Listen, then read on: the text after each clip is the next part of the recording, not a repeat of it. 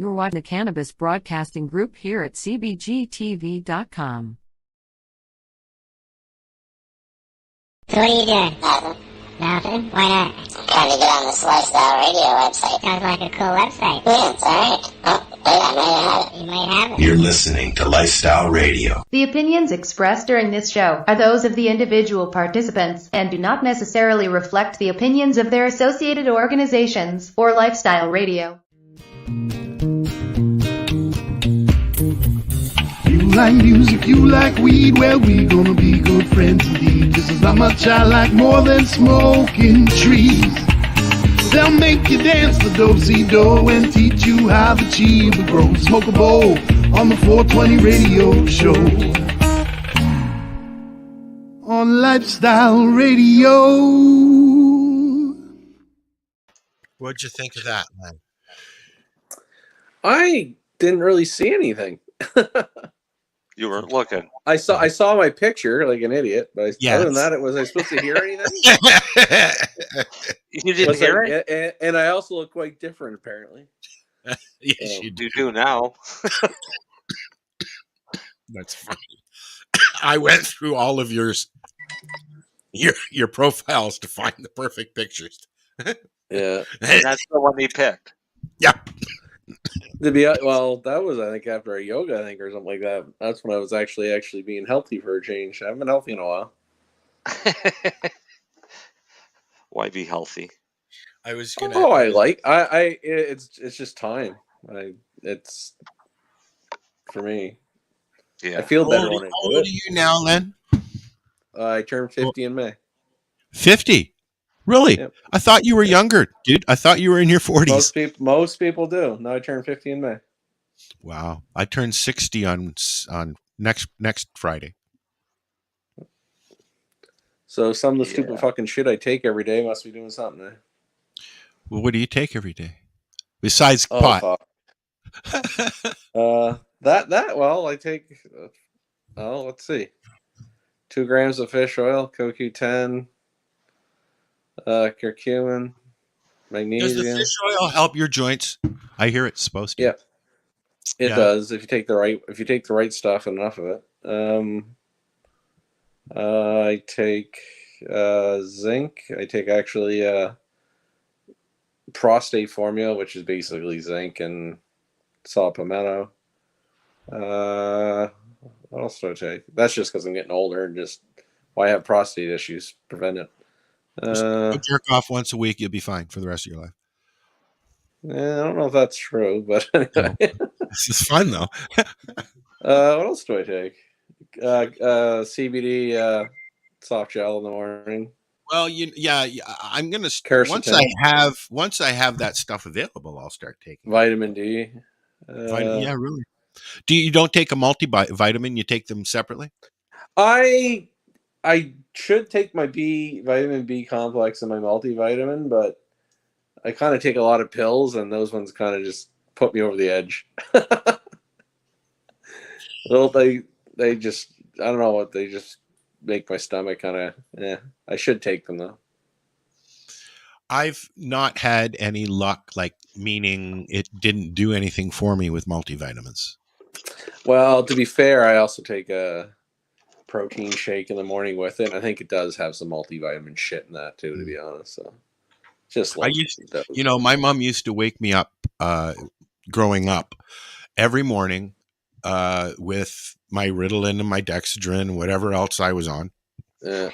And because it was an appetite suppressant, she always brought it to me with a instant breakfast. The chocolate instant breakfast, right? Yeah, and I guess, some of those have a lot of sugar, so you gotta watch those too. I was probably why I have diabetes, but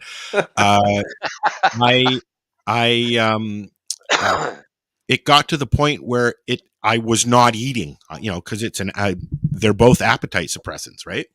And I wasn't eating like I was supposed to, like not finishing dinner, that kind of thing. So my mom started putting a raw egg in it every morning. It's a protein. Yeah. Mm. So, yeah. You make your own protein shakes, Lenny, or are you buying them? A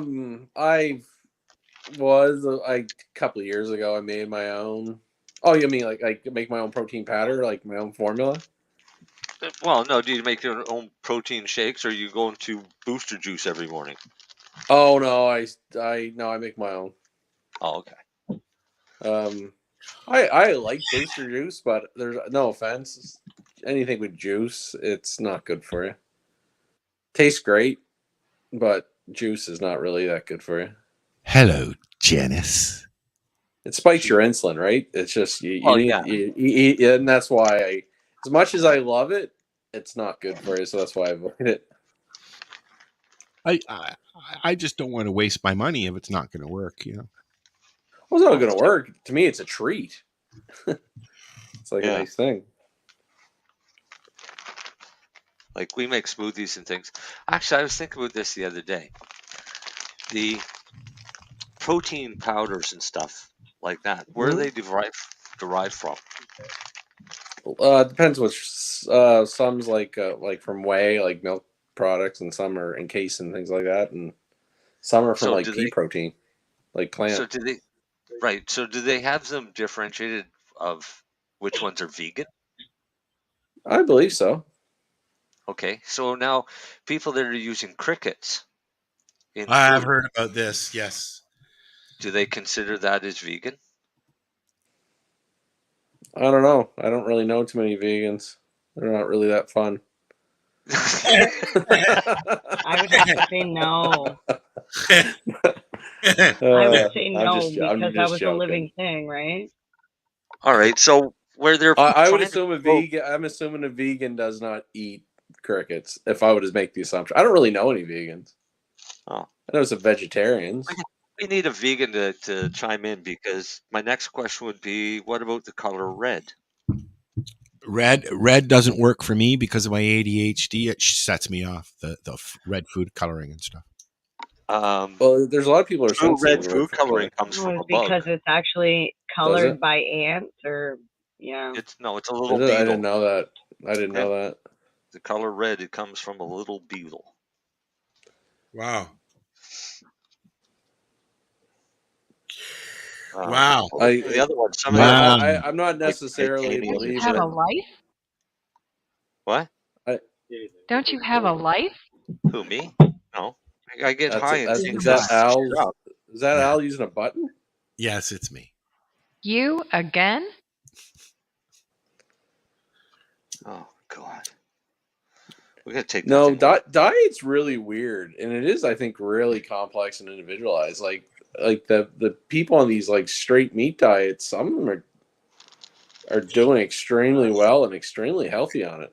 Before I went Straight on, concerns me because things like scurvy, right, which would be very possible if you're not eating at least some vegetables or forms I of tried the Atkins diet, and all I ate was egg, meat, and that was it. Really.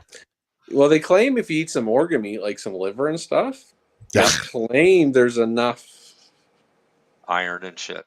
Yeah, no. I love liver, and other vitamins. liver and heart. Liver and heart are both really good. I don't like chicken liver or chicken heart. Well, I like I don't chicken like heart. liver at all in any form. Human either. No, there's the right way to cook it and the wrong way. Because with liver, if you want it healthy, then just fry it up and eat it. But if you want it to taste good, soak your raw liver in milk I've heard that. for about 30 minutes to an hour before you cook it. I've seen But it- Emma Lagasse doing But that. it is Milk will interesting. turn Like, pink. if but people it'll heard of suck better. FODMAP, like you've heard of FODMAP diets, have you? Yeah.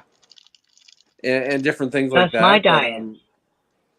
well, no, but like a lot of when they even go right back to start at a FODMAP, one of the things they'll actually start on is just have people eat one. There's different versions of it, but they'll start with just lamb, and then introduce food back in one at a time to see Yeah, how they the body reacts. make you eat rice. And some people, and some are getting away from the rice because there's so much arsenic in some rice too, right? So, What do you mean I'm just make saying, you like, eat rice? there's patients like that, like I just watched her on TV. Not that I really care about her. Jordan Peterson's daughter. She basically has only eaten sirloin steak the last 4 years. because I of would love different but just because of different ailments, and she eats a sirloin steak for twice a day. a good sirloin steak or a okay sirloin steak. There's a big difference. I'm assuming she just salt and pepper and just sirloin steak. That's all she eats. That's all I put on Because it. she didn't really say what her ailments were prior. She just said she was really, really sick, and when she reduced to just that, she's been much healthier the last several years. And when she tries anything else, it goes bad. So she just said, "Fuck it." Really? And I know Joe Rogan goes through it. Like if and other people they'll just eat nothing but meat. Probably side. something to it. Gotta have for people. potatoes. I'll do that like, for a meal. I'll have nothing but meat. No. Meal, Need but I potato. wouldn't do that all the time. No, you give me But a really, but in the end, for some really people, they good do quite ribeye. well on it. Yeah, you give me a really good ribeye. I don't need anything with it. I personally think my It theory depends if you is- have things like IBS and stuff. That's why I say it's all individualized, right? So I know anytime I start getting wheat in my diet, Well, I just things went go through all horrible. of it, and I had to.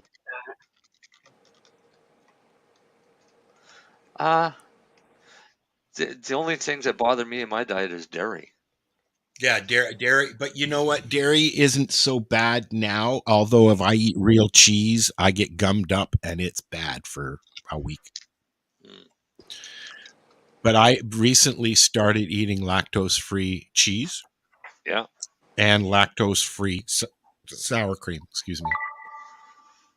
And Yeah, it's actually it tastes. I know you don't like sour cream. It tastes no different than, and it's Gailey, so it's good sour cream, and it tastes no different than the regular stuff. It's not even like the light stuff. I hate the light stuff. But do they add something into it to make it lactose free? You know what? I have really no looked into idea. those Len. products. I just know that when I eat real cheese, sometimes I have a hard time, having a movement in the morning. Yeah. I'm going to find out. Okay. You do that. The research. Yeah, I had to do the. How do we get on this topic again? After years of. Finish your sentence, Mary Jane. You keep breaking up, Mary Jane. Your kids must be playing video games, or Timmy's beside you using his computer. Oh, yeah, okay, that makes sense. No, I've got 13 devices hooked up to the Wi-Fi. Yeah, me too. Your body can normally break down lactose if it creates enough lactase. But if it doesn't, then you take a pill and it can. I don't want to take another pill, though. Right. So all they're doing I use digestive is they're enzymes adding all the time. lactase to the milk to make it lactose free. They're breaking it into two simple sugars.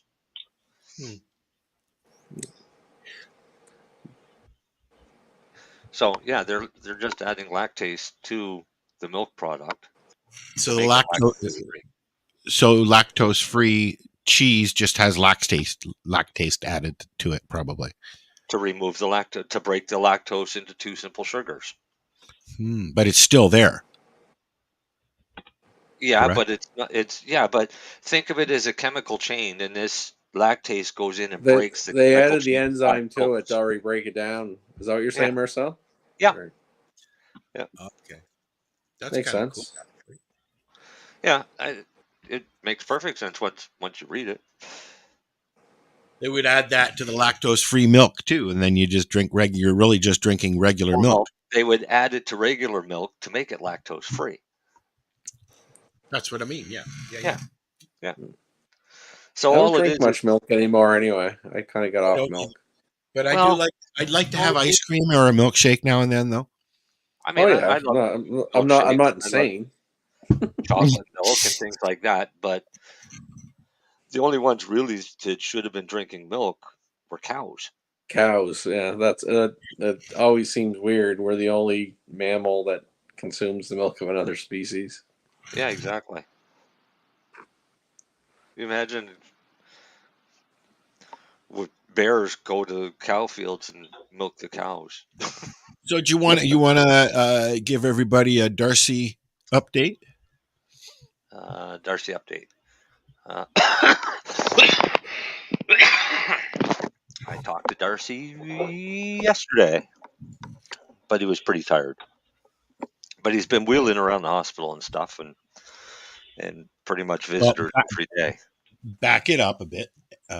He had some issues, and he had to be rushed to the hospital. Yeah, and 3 weeks now, as he said.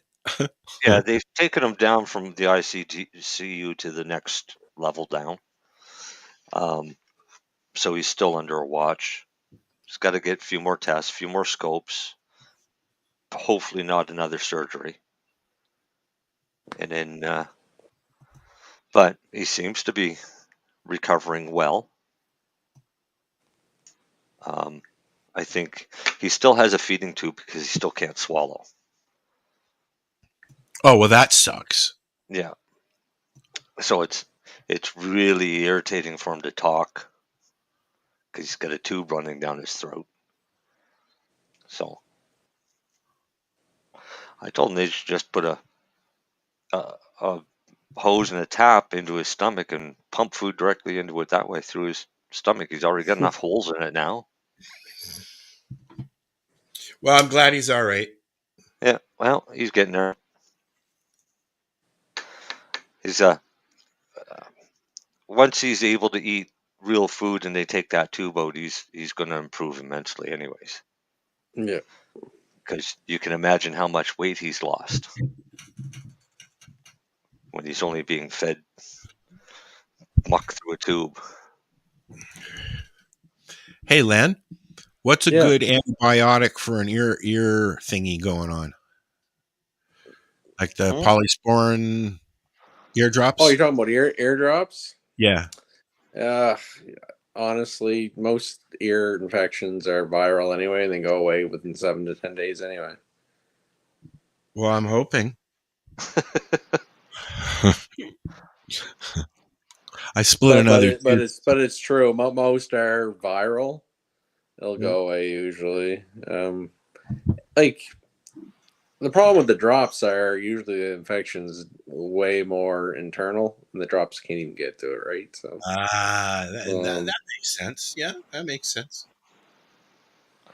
Got it. Not gonna hurt. It's not gonna hurt. It probably won't hurt you. But what'd you say? I said, have you got a bum ear? I've split another tooth for one, so I'm assuming that's what's going on. I've got some swelling going on, but I'm feeling numbness, not numbness, just hearing. You know, an ear infection is more pain. Yeah, that's what I mean. Like I'm thinking it's an ear infection, is what I'm thinking. An ear compounded by my tooth, or maybe started by my tooth. Or it could just be infection in your tooth that's causing enough pain that's going up to the side of your face, the nerve in the ear. Ding, ding, ding, ding, ding. I like Marcel's answer. There you go. That's what I'm thinking too. I'm going to call my doctor and get some antibiotics. So. And then I'm a big fan of old antibiotics. Well, I mean, I gotta not if it's an infection, then I gotta knock it down before I go to the dentist, anyways, because I have split another tooth. So, yeah, dentists can prescribe antibiotics for an infected tooth as well. Yeah, they do. Yeah, but I don't have a dentist here yet. Oh, but it's better if it's a dental infection. You're better off getting your antibiotics from a dentist than you are from a doctor, because a doctor doesn't deal a lot with dental issues. Yeah, he's going to give me amoxicillin just like a dentist is. Yeah. We'll see. Yeah. After 40 years, my doctor's retiring, so now I have to find a new doctor. Yeah. Pain is weird because where you feel pain might not necessarily be where it's actually injured or hurt. Exactly. I put a glob of oil on it yesterday and it went away real quick. On your tooth? Yep. Yeah. Yeah. That works. Mm-hmm. It's also an antibiotic. Yep. And antifungal. just in case you got a fungus. I equate that to why I didn't get as sick as I should have when I had that little cough thing going on. Probably. Yeah. Yep. Because I was told and I heard and I read that if you vape FECO, it will eradicate a chest cold. So that's what I did. Why wouldn't that work if you vaped any cannabis? Well, I would think it would be the potency, wouldn't it? I don't know. But up until I started ingesting oil daily, yep, I suffered from at least one bronchitis attack every year. And I mean a bad one. But once I started consuming oil on a daily basis, that's never been an issue since. MJ is back. Al. She shut off all her other devices? Nope, she switched computers. She's gone to the green screen. She doesn't look happy now. Her computer died. Yep. I've got 1, 2, 3, 4 computers, and not one of them is able to run StreamYard tonight. I'm like, sounds like you I'm this close. I'm this close to starting a GoFundMe. This close. Why? That's a joke. That's a joke, of course. But why won't they run StreamYard? My Mac completely died. That won't do shit. The other one I can't plug a microphone into. The third one I can't have it unplugged, and there's nowhere to plug it in here. I'm like, if my hair wasn't just dyed, it would be gray. Like I'm mine. Adjusting your volume. Thank you. Because I adjusted everybody's volume to adjust hers. Wow, am I too quiet? No, you were a little too loud because you're on your phone, right? Oh, I don't even know if it's coming through here, like through the buds, or if it's coming probably through from there. your phone, because when you put your head up and touched it, nothing. Okay, I'll tell you now. Or yeah, your phone. Which one was louder, 1 or 2? Your phone, 2. 2? Okay. Very good snapping, though.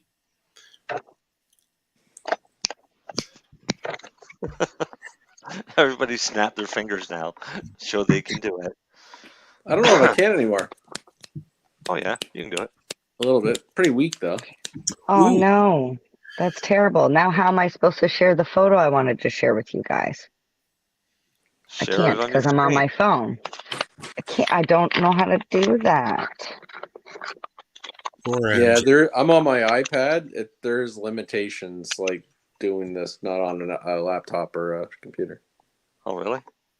I recently my Chromecast, my speaker got knocked off again and again and again, and now it's dead. So Marcel, you know what I did? I took 2 spongy, sticky 3M thingies, and it ain't going nowhere now. But I decided to plug my Mac right into my monitor, my TV. Yeah. So now I just have a Super Mac in the kitchen, in the living room. Oh, so you broadcast your Mac on the big screen. It's just, lids closed and I can watch whatever I want, work, whatever. It's huge. It's nice. It's a 42-inch screen. Nice. I like it. Yeah, man, I'm going to leave it like that. I bought a Chromecast for the TV in the guest room. Then I had to figure out how to shut off Prime from being able to rent and buy movies. Cool. So I shut that off. I don't have that ability. What? I won't buy a movie. I'll wait for it to come. I won't. I mean, it's the greatest patience of all, man. I can wait forever for a show or a movie. You can yeah, but that's not how it works anymore. I know. It's not like it used to be where it's like, hey, this movie's in the theater, and if I wait long enough, it'll be on TV. There's streaming services. Like, what about That's My Boy? That was on Netflix for like 10 years, and now it's gone. It's not on any streaming services. Expendables? I watched the new Expendables yesterday. I love that movie, by the way. It sucked. Len. This one What? sucked. Enough is enough. Expendable 4. Oh no, I'm Enough talking is about enough. That's My Boy. I love that Oh, movie. okay. That's fucking That's one of my great. favorites. I can watch that again and again I and think I've again. watched that like fucking 20 times. I don't know that movie. What is it again? Adam Sandler That's I'm not My a big Boy. Adam Sandler and fan. Andy Samberg. Yeah, it's like really good for Sandler. What was the Buttafuoco? It's sort of really no, it's not really that, is it? No, they try to kill their wife. Like a teacher goes to jail for seducing the kid, and the kid becomes famous. It's weird. I can't remember. It's fucking funny. It's really good. Oh yeah, it's like a 12-year-old boy has sex with his grade 8 teacher or some shit, and gets her pregnant, and has to raise the kid, and that's the premise. That's the movie. That's My Boy. But there was some real life thing that happened about. But I was thinking of, what was that, Jenna Fisher? Jenny. Isn't that basically what? But that's not. on, No, on, I'm on the wrong thing. But who was that? Buttafuoco, and You got a thing for they shot Buttafuoco. the wife You in the keep head or saying something. I don't I know. can't remember. I don't know. All I remember is David Letterman for fucking a year saying Buttafuoco. I know, eh? That's why I was saying. I was just gonna say Letterman did that a lot. It was every week. Like that word. Top Yeah. 10 list Buttafuoco. Yeah, I miss David Letterman. The old Dave. I don't watch his Netflix stuff, but the old. Oh, I like his. I like his. Like he's he amuses me. No, I only ever like the top 10 list, to be honest. Yeah, The writers. yeah, The see, writers of that. this is brilliant. That's My Boy. Yeah, brilliant movie. I don't even know if you can see that. It's just all bright. There's that lip action. Another fantastic movie that nobody watches is Popstar. I love that movie. It's I fucking literally brilliant. okay. So I made a comment on somebody else's post because they were very like it gave me pop star vibes. And I said that. I was like, oh my God, this is awesome. This gives me pop star vibes. And then I put hashtag never stop stopping, like the movie. Yeah, never. And stops. well, it was literally like that catchphrase verse where the whole song is just he's like saying Everything's a catchphrases. catchphrase. He just does the whole. Yeah, like things like doink the doink, and like stupid shit like The that. donkey roll. You know, That's funny. Pauly Shore is being. I don't know if he's actually been approached, but there's talk that Pauly Shore wants to do the Richard I Simmons heard about this. movie. I think I'm not a kinda Pauly looks Shore like fan him. at all, but yes, I saw the picture. He looks exactly like Richard Simmons. How could you not be a Pauly Shore fan? I always liked Pauly Shore. He did a couple No. of shitty movies at the end, No but thanks. Son-in-Law is fucking awesome. Encino I Man's love brilliant. Son-in-Law. Encino Man, yeah, that was all right. But now it's his voice. I can't get over it. I love Biodome. Have you seen his latest one on Netflix or No. Prime or House whatever, Guest or where he's something? House Guest. I haven't watched it because I'm kind of scared to. Oh no, it's good. Is it? It's a good movie. Yeah, if you like Pauly Shore, you'll like it. But I always just have liked one Pauly question for Pauly Shore. If he does play Richard Simmons, I just want to know: are you going to wear a headband or not? Oh, That's all I want to know. He You has. No? have to. No, because there Richard was- Simmons never wore a headband. Marcel, get on the I've internet. seen him with a confirm this. headband. He never wore a headband. Pauly Shore never wore a headband. No, Richard Simmons. Simmons. Yes, Why he would did. he wear a headband on Well, that afro? No, he didn't. Yes, he did. Welcome saw him with to one. the other side. No, he did not. I'm looking. Google it. Google it up. She This may is be the right. shift. This is the shift in the paradigm where people are Isn't like the that Mandela that effect. Mandela effect shit, like something everyone thinks happens that never really happened. What's that Yeah. called, Marcel? A Mandela effect. Because Oh, they believed that Mandela died in prison, when in reality he didn't die in prison. Yeah. He did not, but nobody But heard people him. believe he did. Like, for example, like the lines like, Luke, I am your father. That's not how the line goes, but we all say it that way. What about it's There's a a couple of beautiful them. day in the neighborhood is actually not what they say. They say it's a beautiful day in this neighborhood. That's one I never heard of. I haven't found a fucking picture. Was it Curious Okay. George? Are you Does ready for Curious this? Oh, I George have found a one. tail or not? I found Wait. one, but it might be airbrushed in. You No. didn't find one. It's worth noting that on the internet there is not a single picture of Simmons wearing a headband. The only available pictures are of the impersonators who dress up as Simmons on Halloween and were seen donning the headband. Huh. So yeah, there's this a Halloween. is a there's a huge Richard argument Simmons. because every single Halloween costume for Richard Simmons comes with a sweatband. A headband. That's what I Yeah. see. Yes. Okay, do you know Yeah. why? He never wore a costume. So a Richard Simmons costume would be a Shorts tank and a top and a t-shirt. tank top and a pair of shorts. Yeah. Because that's what he wore. Was a tank top and Short shorts. Yeah, Shorts. but like No. I can see like the flag shorts. How do you charge somebody for a Halloween costume when they probably have it in their friggin' closet? Well, yeah, but no, So they you throw literally. in- You Oh, throw what in they? the matching headband, right? No, you put the afro with it. You sell the wig with it. Oh, yeah, and the headband that holds the wig on. That's funny. I had Yeah, that. there's a bunch of them. Like George, Curious George, never had a tail. Yeah, I knew that one. I was like, I thought he had a tail. Yeah, I would have got that one wrong. I'm actually looking at all this shit right now. Like, Yeah, just that there's one a just bunch of came them. up. I've gone down rabbit holes, and they say that like the vibrations in our like this is one timeline and this is another timeline, and because the vibration is so close, it's just like just slightly different. So we still have Richard Simmons, but he's just not wearing a headband in our reality that we've now shifted into. I like to play make believe every once in a while. It's Some of fun. these are kind of stupid, like Oscar Mayer with an E versus an A. I don't give a fuck. Oh, Hypnotic, the drink from the 90s or the early 2000s. Pet rocks. I mean, people actually bought pet rocks, and it was just a beach rock that was put in a box with some chopped up crepe paper or whatever. How about Looney Tunes? Maybe we should bring those back. Oh, They're how do you still spell around. Looney You can still Tunes? get 'em. You No, can no. still How buy do 'em. you spell Al? How do you spell Looney Tunes? LOONEYTUNES. Lenny, how That's do you how spell I- Looney Tunes? That's how I would spell it. How But was it's the IE. logo- It's IE, isn't it? No, how was the logo spelled? TUNES. What are they arguing? It's like cartoons. TOON. TOON. NS. Is it really TOONS or tune? I thought it was tunes, No. like music.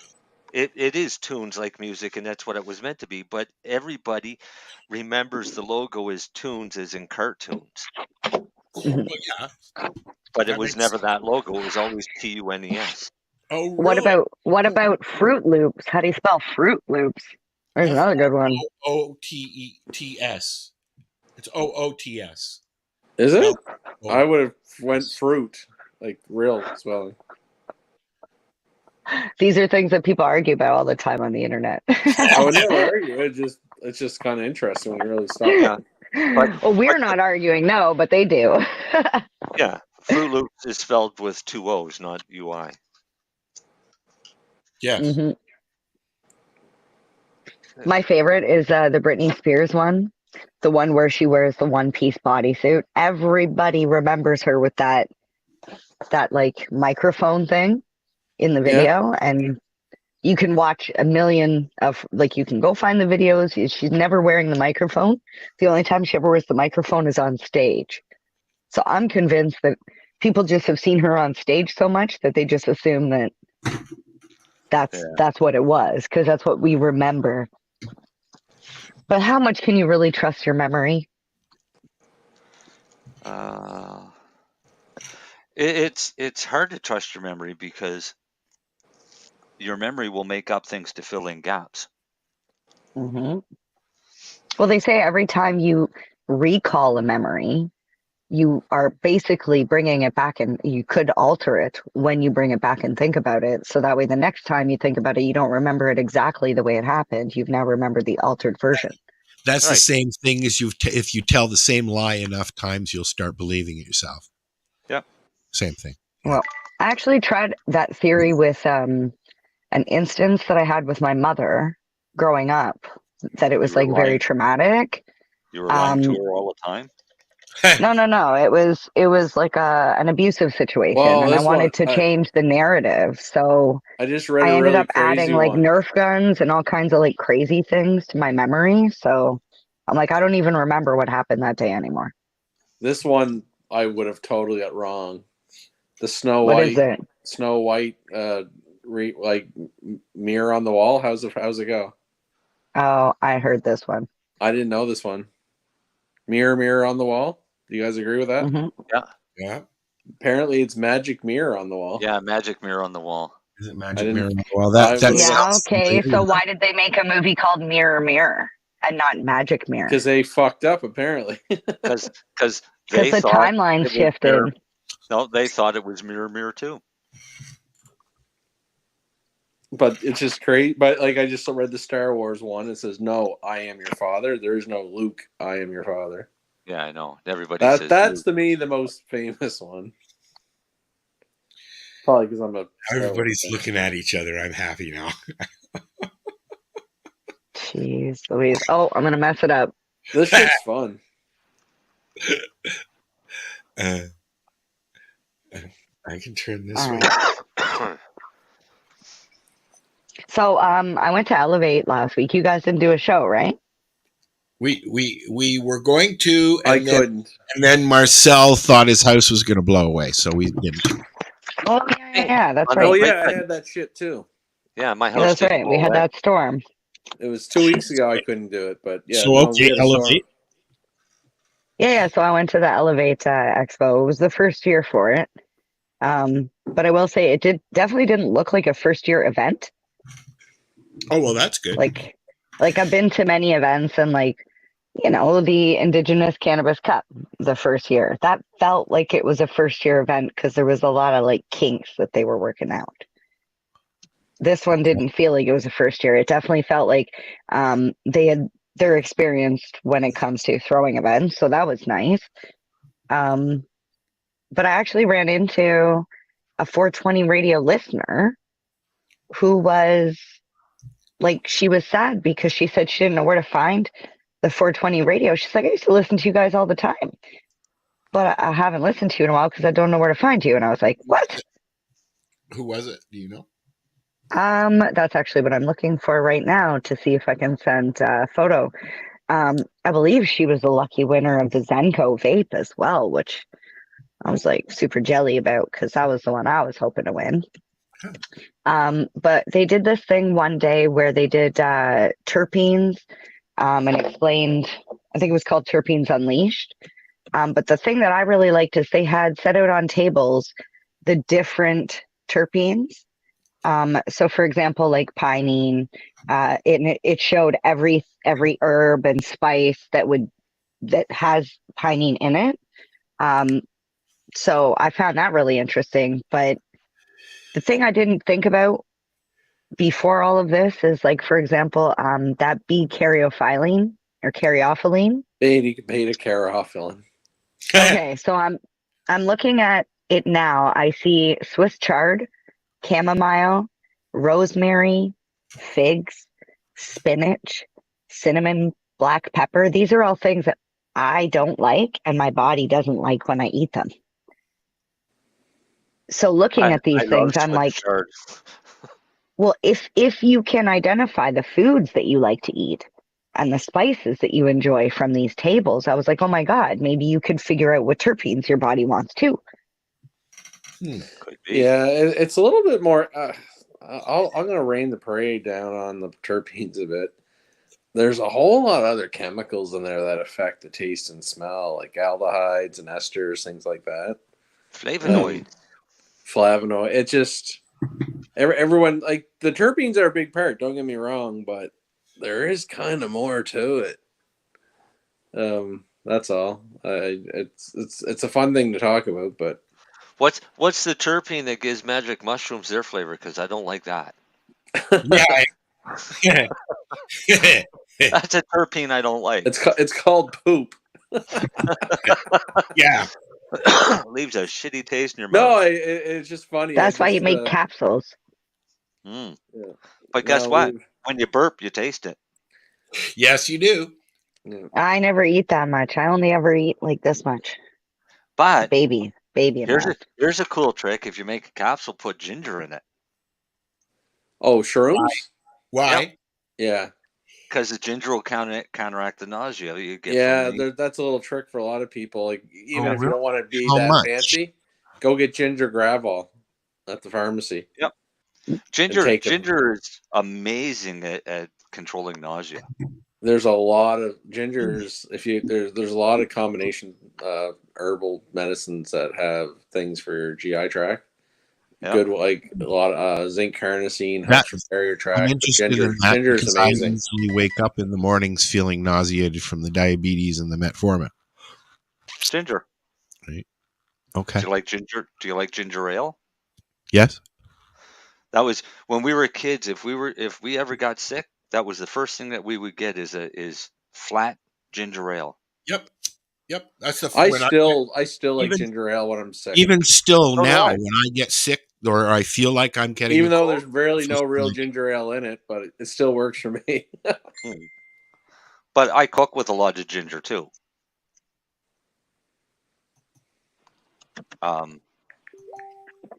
We actually use a lot of ginger in a lot of the food that we make.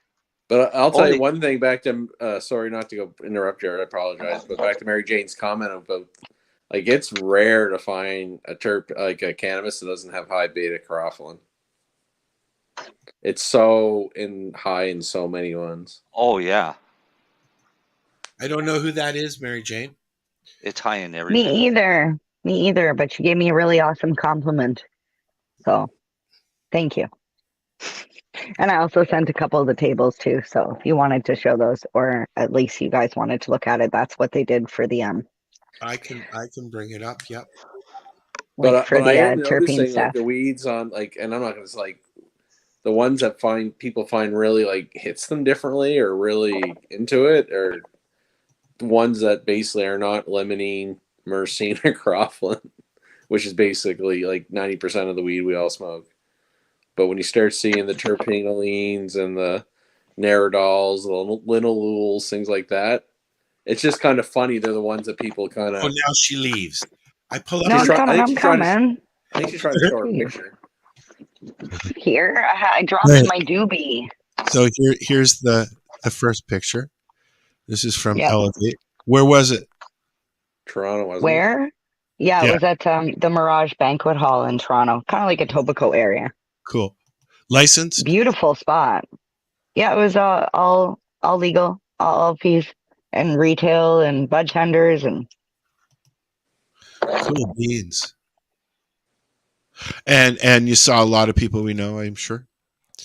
oh my god, yeah, and some new people too. Oh, awesome. Yeah, lots of new people. Yep, we also seen Truro. I picked up some tit animal. You get the tit animal. I did. Wait. You were allowed to purchase at Elevate? Sample. These are samples. So in the cannabis rules and regulations, they've allowed for sampling for bud tenders, anyone with CanSal licenses and stuff. So Yeah. that way they can go and test, get the products to test them. So that way they can, advise people that are on new, right? all the new products. This is new? Yeah. This is part of the changes that they're making? Or? No, it's Okay. I'll give a little Since Lyft, insight at in this least, one. right? What's that? How long has this been? It's been a while. Well, this is what It's- Lenny was Like talking this about year. at Lyft. We were talking about this at Lyft, weren't we, Len? I believe so, but what it is, you Yeah. can. The issue is, Health Canada federally has never actually given away to sample. In theory, everyone is allowed to gift 30 grams. Yeah, blah blah blah blah. But how it actually leaves an LP facility to get into the hands of that bud tender like Mary Jane, it's actually up in the air. However, provincially, Alberta and Ontario, provincial governments are okay with it. But federally, there's really no SOP or procedure to do it. So it's kind of a fuck show. We want to know the truth.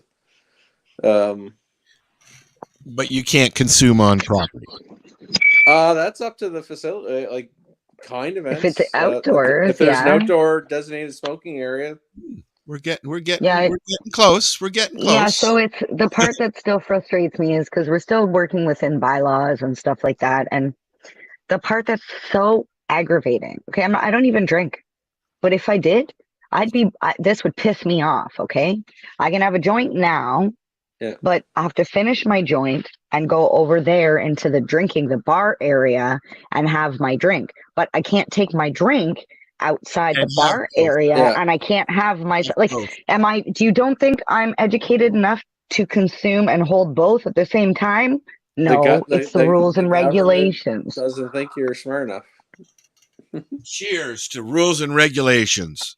Yeah, but I understand we're still pushing for changes and stuff, but like that's one where I'm just like, it's really frustrating because, you know, people, they're making a killing off drinks. I will say that because every person that buys a drink that goes out for a joint leaves their friggin' drink on the table and they never come back for it. They go get another one. But yeah, no, it's interesting how even technically even how us getting those samples there, it's kind of questionable, but I don't give a fuck. Health Canada can fuck off. You heard me. You know how many Canada. times I leave those events and I'm like, whoa, because I never consume anything new at an event because I'm worried that you end up smoking something that's infused or whatever. And next thing you know, I'm fucking like, oh my God, Timmy, you need to take me home. I don't do that. I take everything home and I sample it all at home where I know that I can just crash if I need to. But now I'm carrying back all of these samples and I'm like, in my head, I'm trying to do the math. You got to do your math unless you have a medical license. Well, and here's the thing with these events is they should be monitoring, and a lot of them do. That's why you have the stamp card. That's why people are supposed to be scanning your thing. Did they give you a passport? Right. So that way you know that you've already picked up the sample. Like at Elevate, they had to scan your badge. As soon as they scanned your badge, you can't get another sample. Grow Up does the same thing. Right. Like Kind was a passport. So there's a True Cannabis page. So if you're a registered bud tender, you get a bracelet and the passport. We stamp or my stamp broke at Kind, so you're getting Lenny Walser autographs on the page. Is what I was doing.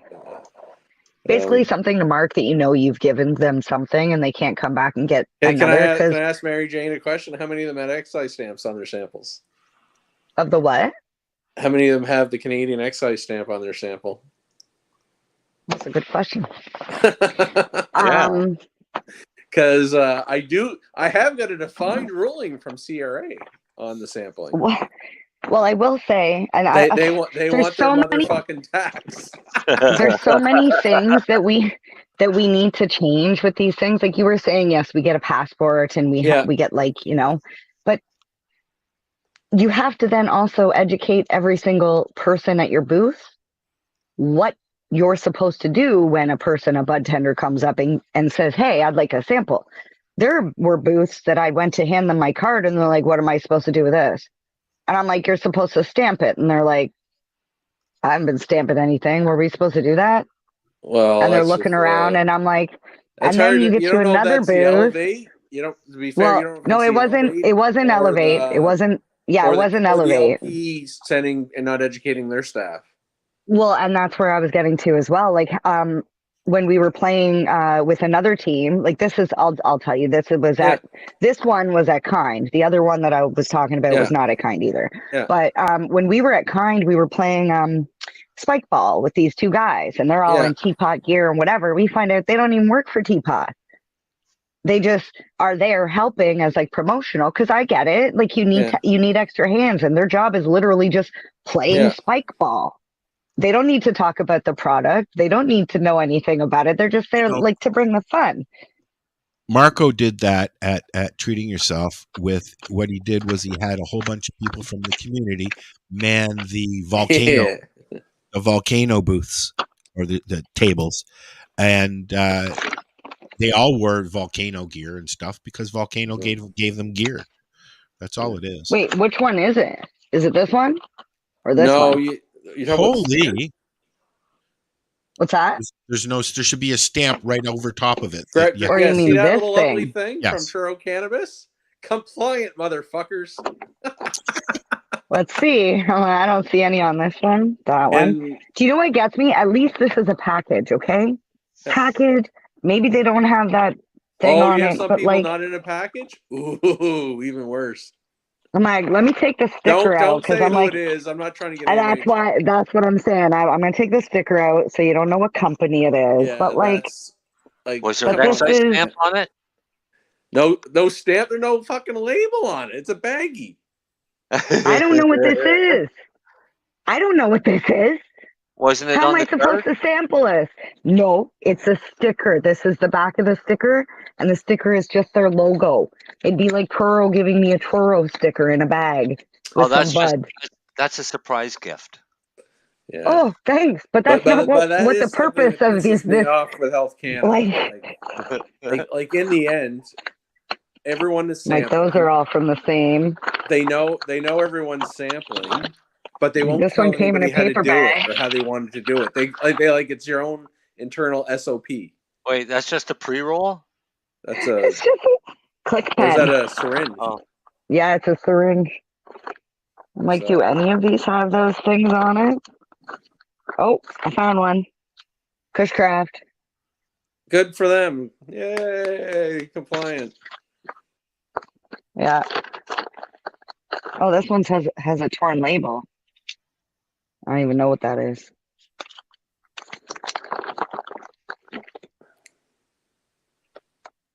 It's a big basket, though. I'm excited for this one. Some lotion. I don't see an excise stamp on it though.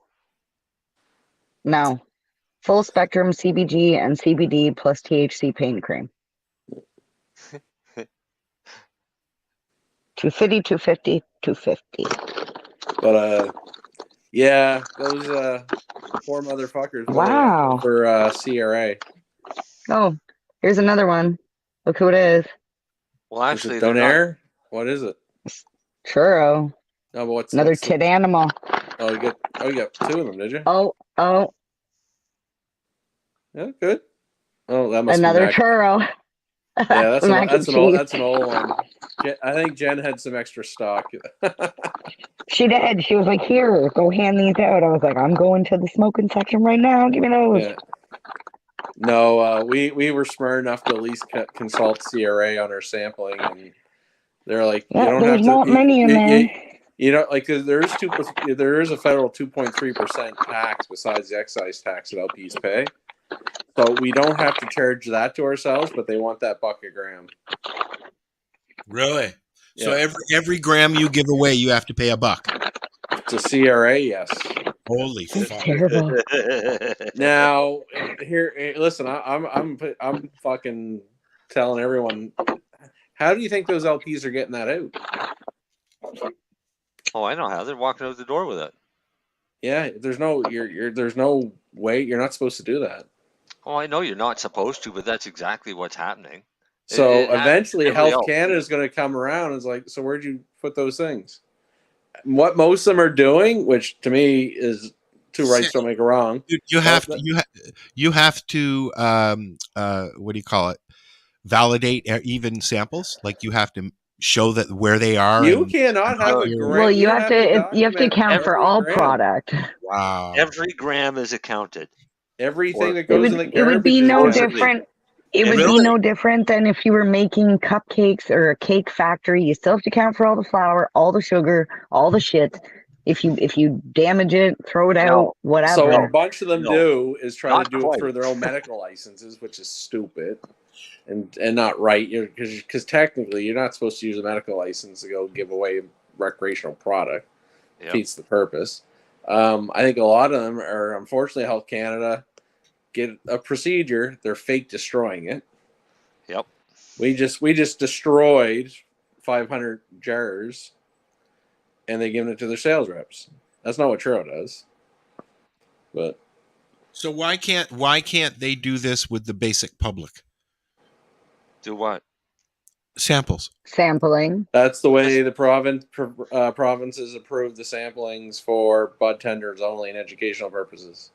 So what's going to happen next sell year license, whatever it's called. when Lyft is here and they want to do samples?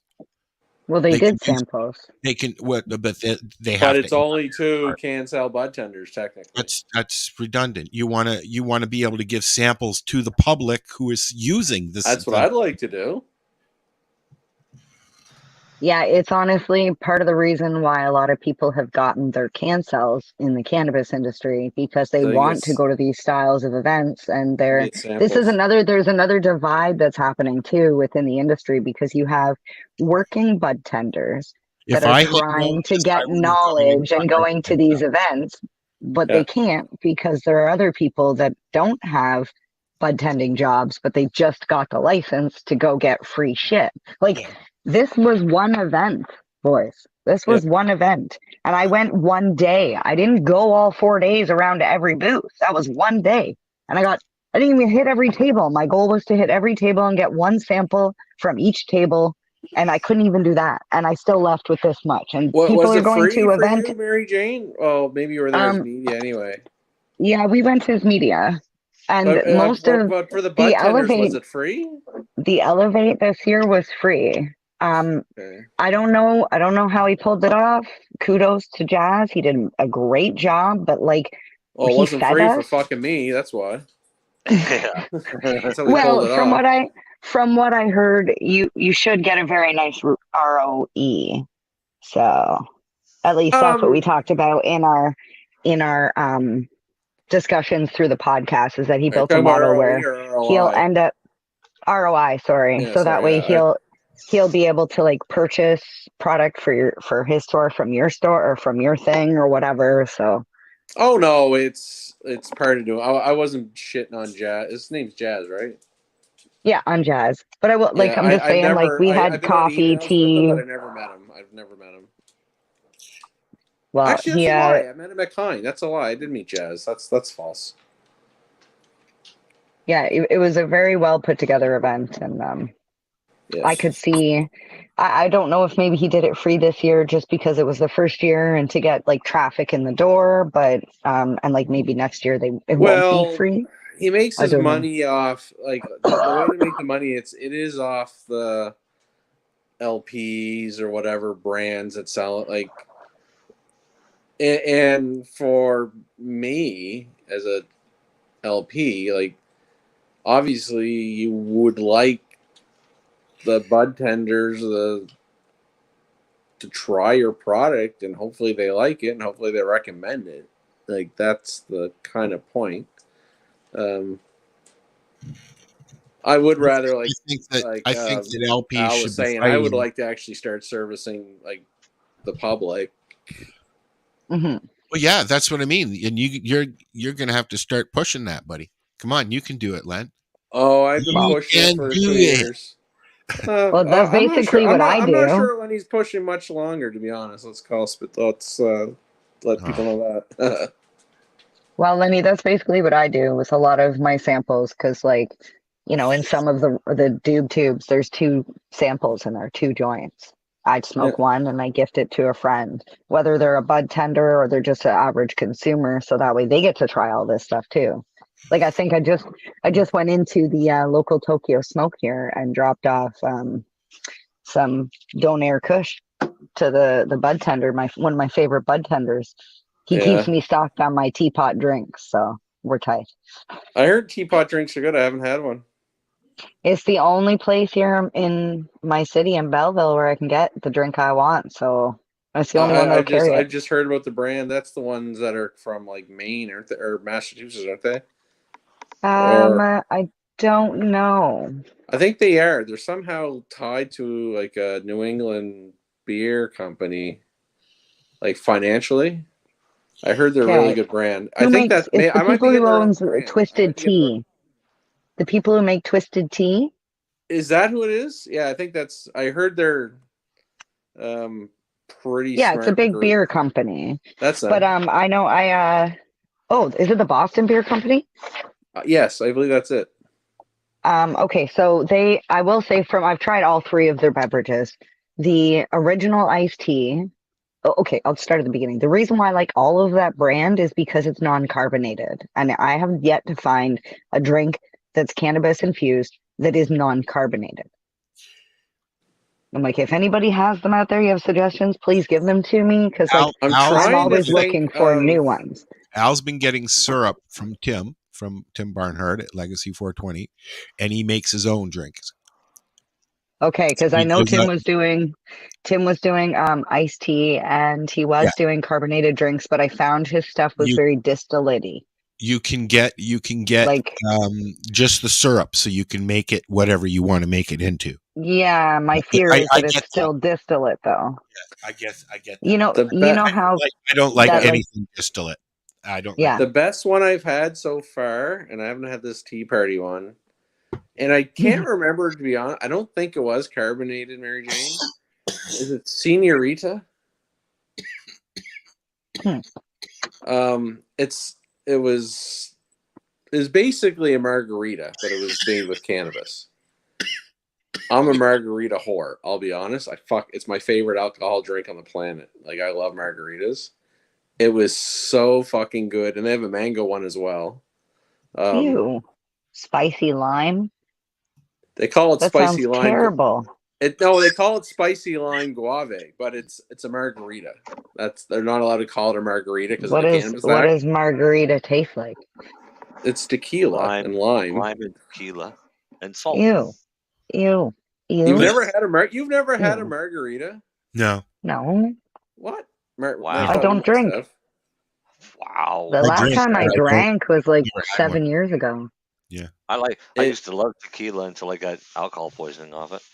Yeah, but it is. But the mango one, they make a mango one as well. Phenomenal. They were both excellent. I don't believe they had carbonation. So since we're not allowed to play music anymore on our breaks, I'm going to start playing. Nope. I'm going to start playing videos that I find that are informational. This one's called The Magic Behind Mushrooms, The Untold Story of Psilocybin. Enjoy. I did. It's actually really good. So we're going to watch this. We'll be back in 15 minutes or so. This is the 420 radio show, and we'll be right back. CBG TV is the way to broadcast your message to an audience looking for your products or services. Affordable advertising, personalized campaigns, special promos, event attendance, and more. Talk to someone today, in person or by email. Find us online at www.cbgtv.com. Or you can send an email to admin@cbgtv.com. Additionally, if your phone scans QR codes, scan this one to learn more. I recommend a healthy dose of psilocybin mushrooms. And I'm glad they're against the law. You know what happened when I took them? I lay in a field of green grass for 4 hours going, my God, I love everything.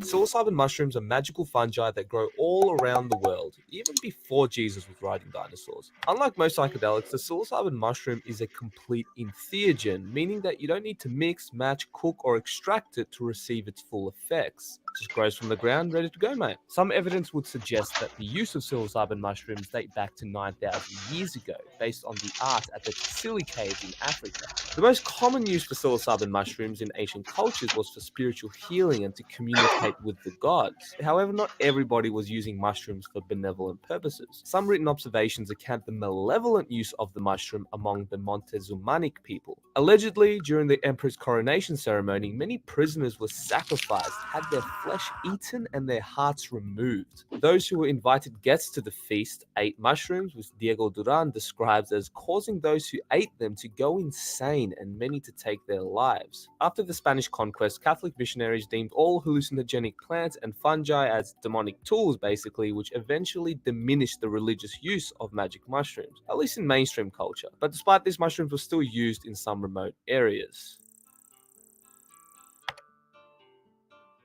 Psilocybin mushrooms were later rediscovered in the West in the late 1950s by mycologist Gordon Wasson. He participated in a mushroom ceremony with Maria Sabina, a Mexican shaman who first introduced magic mushrooms, also known as the children, to the modern world. So basically, if it wasn't for her, we probably wouldn't know about shrooms today. So Wasson then collected the spores of the mushroom, took them to Paris, which was later cultivated in Europe, and its primary ingredient, psilocybin, was isolated in the laboratory by Swiss chemist Albert Hofmann in 1958. And the rest is history. Now, many people leave out that later in life, Maria Sabina actually regretted introducing mushrooms to Wasson and ended up being ostracized from her community. She became bitter about her many misfortunes and how others had profited from her name. She felt that the ceremony of magic mushrooms had been irredeemably polluted by the hedonistic use of mushrooms. From the moment the foreigners arrived, the holy children lost their purity, they lost their force, they ruined them. Henceforth, they will no longer work. There is no remedy for it. Before Wasson, nobody took the children simply to find God. They were always taken to cure the sick. In 1957, Wasson wrote the famous Life magazine article, Seeking the Magic Mushroom, which ended up inspiring psychedelic advocate Timothy Leary, who funded the Harvard Psilocybin Project with Richard Albert, now known as Ram Dass, promoting the psychological and religious study of psilocybin and other psychedelic drugs. For those who don't know, Leary was one of the most infamous leaders of the hippie counterculture movement, which the government revolted against with the war on drugs and eventually banned any further research on psychedelic drugs, making them highly illegal substances. There is nothing smart, there is nothing grown up or sophisticated in taking an LSD trip at all. They're just being complete fools. Anyone that would engage in this or indulge in this is just a plain fool. Psilocybin and psilocin are now listed as Schedule I drugs under the United Nations 1971 Convention on Psychotropic Substances. Schedule I drugs are defined as substances with a high potential for abuse or have no recognized medical uses. After a 40-year hiatus on psychedelic research, there has since been a psychedelic renaissance in the scientific community and mainstream culture. Something's going on. The culture is ready to have this conversation. I really think we're in an inflection point right now, and I didn't see it coming. Nowadays, psychedelics such as psilocybin mushrooms have been recognized by the medical community as a legitimate medicine that can have profound effects when used in the right context, particularly for treating mental illness. And this can sound absolutely insane when you first hear this. It's like, yeah, all right, mate, I'm sure taking drugs is going to help me with my mental health. Bloody hippies. But if you take a closer look at the research, you'll quickly discover that there's actually something to this. It's not just idiots like me making silly claims. There are actual legitimate scientists from respected institutions such as the Johns Hopkins University, MAPS, and Imperial College London that have conducted studies suggesting that psychedelics such as psilocybin, ayahuasca, and ibogaine can significantly help with mental illness, drug addiction, and even existential dread, among others. And the results are looking very promising. Unlike other classes of drugs such as alcohol, caffeine, heroin, or crystal meth, psilocybin mushrooms work very differently. For example, when you consume alcohol or nicotine, you know exactly what you're in for, since these drugs have a very specific mechanism. But psychedelics like psilocybin have a non-specific amplifying effect on human consciousness, which results in vastly different experiences from person to person. Sometimes life-transformative mystical experiences, and other times a complete psychotic breakdown. But as Joseph Campbell once said, the psychotic drowns in the same waters in which the mystic swims with delight. And this is exactly why set and setting is so crucial for these type of experiences and why these tools are not for everybody. Jung told people, he talked about mescaline and LSD in the context of Huxley's introduction of those substances into the Western world. The first thing he said is, beware of unearned wisdom. It's like, yeah, man, that's great. And he also said, you have to be very careful about entering the realm of the gods, because you end up with a responsibility that might be more crushing than you can tolerate. I've never read anyone who wrote wiser words about the dangers of psychedelic use than that, because he didn't say, well, none of this is real. He said, it's more real than you want it to be. And so watch the hell out. When ingested, psilocybin, the active ingredient in magic mushrooms, quickly metabolizes into psilocin, which acts as a 5-HT, 2A, 2C, and 1A agonist. Now, in English, this means that psilocybin attaches to our serotonin receptors, similar to a key fitting a lock. Serotonin, which is primarily found in the body's stomach and intestines, is the chemical responsible for regulating mood, visuals, decision making, sleep, and digestion. Physically speaking, psilocybin mushrooms are virtually non-toxic and anti-addictive. In other words, it's almost impossible to physically die from consuming mushrooms and to develop a physical dependence. I mean, it's not very often you hear of a shroom addict. Got to see those fractals, man. However, psychologically, this is another story. But at the end of the day, this really comes down to the individual's mental state and the environment one trips in. The mushroom experience is notorious for giving you access to the unconscious, which of course results in different experiences since everyone has a unique mind. Maybe this is why quote-unquote bad trips can be so terrifying, because they can show you repressed aspects of your psyche, which can be quite uncomfortable, especially if you've been running away from your shadow your whole life. And this is why building the foundation of your mind is of utmost importance. Similar to most psychedelics, mushrooms are a perfect example of extreme polarity within the human experience, especially at high doses. In fact, many times a mushroom trip can either take you to heaven or hell, sometimes both within the same trip. However, I do want to distinguish a bad trip from a challenging trip.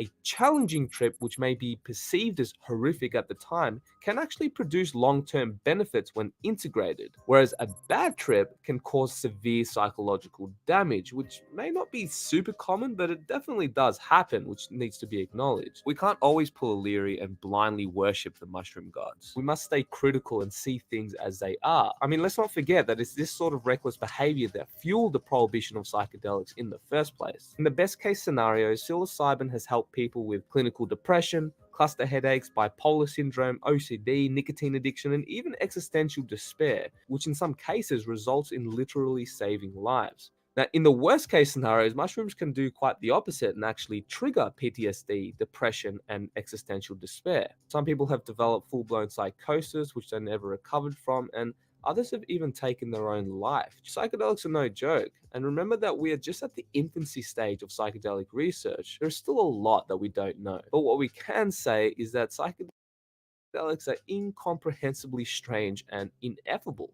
I believe that there's a transcendent ethic. And I do believe that it touches on the metaphysical. I believe that people experience that because people are perfectly capable of having unutterably profound religious experiences. And the naturalistic materialists don't know what the hell to do with that. They have no idea what to do with that fact. Say, well, it's delusional. It's like, well, hang on a sec. People who have those experiences appear to be more successful and healthier. It's like, so exactly in what manner is that delusional? One of the most famous psilocybin studies was conducted in the Johns Hopkins University, which found that psilocybin can occasion a mystical experience. In this study, 2/3 of the participants reported that the psilocybin session was among the top 5 most spiritually significant experiences of their life. And mind you, this is up there with the birth of their first child and the death of a parent. 1/3 of them even ranked it at the very top. And this is unprecedented in the psychiatric field. And I spent a lot of time talking to patients, many of whom were dying, about how this single high-dose psilocybin experience, a guided psilocybin experience, the image people have is popping some mushrooms in your mouth and maybe going to a concert or going to the beach, but this is a very controlled internal experience, completely reset these people's attitude toward death and allowed them to die with equanimity. It was one of the most effective psychiatric interventions that these psychiatrists had ever seen. Now, of course, we must note that all of these studies carefully screen their patients and make sure it's in a very controlled environment with professional practitioners that help the participants before, during, and after their psilocybin experience, which isn't exactly how most people trip on mushrooms in the real world. There's a big difference between consuming a carefully measured dose of psilocybin with a psychologist in a controlled environment and just taking mushroom caps in a festival, which is obviously a very unpredictable environment. And at the end of the day, it's the integration phase, which is even more important than the trip itself. As I've stated before, mushrooms are an extremely polarizing power tool. It can be used practically, such as building a house, or destructively, like accidentally chopping your arm off. This is why it could be wise to work your way up and safely learn how to use the basic tools first, i.e. meditation, exercise, diet, shadow work, etc. The scientific research behind psilocybin is looking very promising, especially because it's unlike any class of compounds on Earth. And just like any profound technology, it has the potential to be used towards the good of mankind, particularly in the mental health scene, if used responsibly, of course. More people are anxious, depressed, and committing suicide more than ever before in recorded history. So obviously something needs to change here. Perhaps we can consider opening up therapeutic centers with professional guides that administer psychedelics for those who wish to safely consume them. But we must also stay super vigilant when approaching these powerful tools which demand respect. They may be all fun and games in the lower doses, but if you use mushrooms irresponsibly, they may not be such a fun guy. Psilocybin has the potential to help you step outside yourself and observe life from a different perspective. And I don't think I'm just speaking for myself when I say that these life-transforming trips can result in gaining compassion, insight, and self-knowledge that we as a human race so desperately need during these turbulent times. And the most mind-boggling thing about psilocybin is that you only really need to do it once or twice in your lifetime, and it can really stay with you for the rest of your life. Now, of course, I'm not saying go out to your local forest and munch on these mushrooms. If you're not prepared and go overboard with these drugs, you can really mess yourself up and lose grip of reality and develop solipsism and derealization and things like this. However, with the responsible use of psilocybin, these compounds can transform not only the mental health scene, but how we view consciousness altogether. Like Stan Grof once said, psychedelics used responsibly and with proper caution would be for psychiatry what the microscope is for biology and medicine, or the telescope is for astronomy. And for obvious reasons, making nature illegal has never ended well. I think it's our birthright to have the freedom to explore our own consciousness as long as we're not hurting anybody else. Unbiased education is the key here, not throwing people in cages because they prefer a different drug than you do. But whether you're for or against psychedelics, I think we can all agree that psilocybin has an incredibly profound effect on human consciousness. And I don't think it's too far-fetched to say that we're barely scratching the surface here. I don't think there is much doubt about it for you and me, for many of us, that at least psychedelic chemicals, not all drugs, but psychedelic chemicals, have a capacity to cut through places where you are attached and clinging, to set them aside and show you a possibility. The problem is that they don't allow you to become the possibility, they only show you the possibility. Then after a few hours, you lose the view of the possibility and you have it only as a memory. I would be a hypocrite if I knocked drugs. At the same moment, let me point out that it is not a full diet. And once you know the possibility, you might as well get on with it. Getting on with it means cleaning out the places that you have the attachments, not overriding them. And what chemicals do is they override them. And finally, you get so greedy to be done that you just start to want to deal with your shit rather than pushing it under the rug all the time. And at that point, you start to not try to get high, but work with your lows. And then drugs lose their savor or their pull.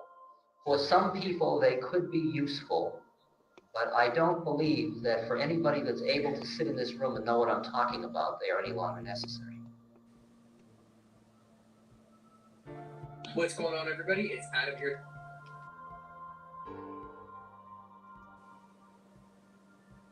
Ladies and gentlemen,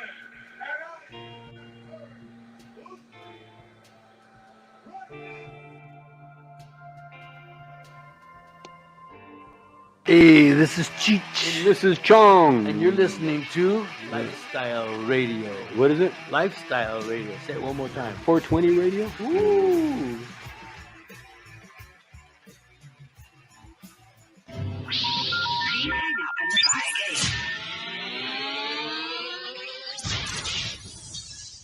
You're listening to Lifestyle Radio. Are you an independent musician? How would you like to have your songs played on hundreds of radio stations just like the one you're listening to right now? Join MusicSubmit.com and we'll promote your music to radio stations and blogs in your genre. It's free to set up your account, and we guarantee your music will be considered for airplay by radio stations worldwide. Why not sign up today? It's free. MusicSubmit.com. Radio promotion for indie musicians. This is how it grew to be.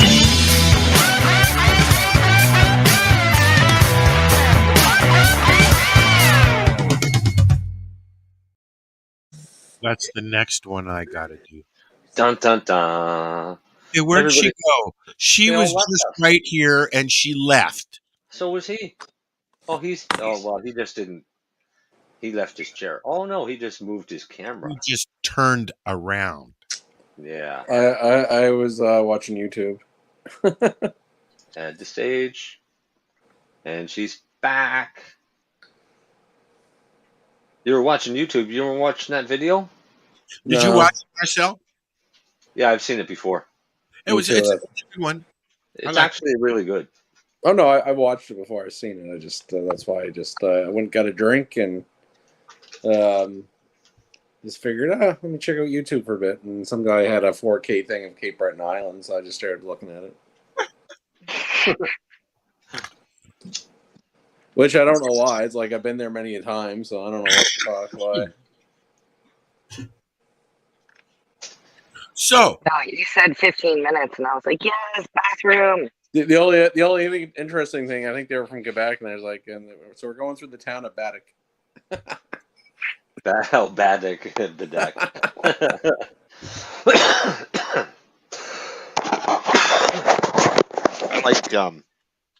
I like when tourists come to Nova Scotia and they ask. We do have some fucked up names. We do. I had a couple stop me from Ontario one time and said, "How do you say the name of that?" And they're pointing at the sign, and I said, "Which one?" Because it was one way was the Shubenacadie and the other one was the Musquodoboit. Musquodoboit's fucking a rough one. Musquodoboit's hard. When people look at Musquodoboit, it's mosquito bit. I Not don't even quite. know how you would spell that. Just like it sounds. Musquodoboit. Musquodoboit.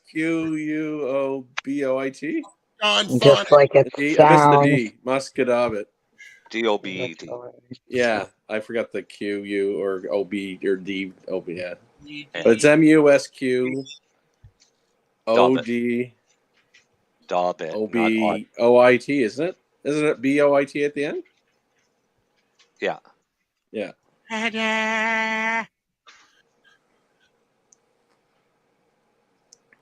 In Musquodoboit sucks. No offense, people who live in Oh, actually, Musquodoboit.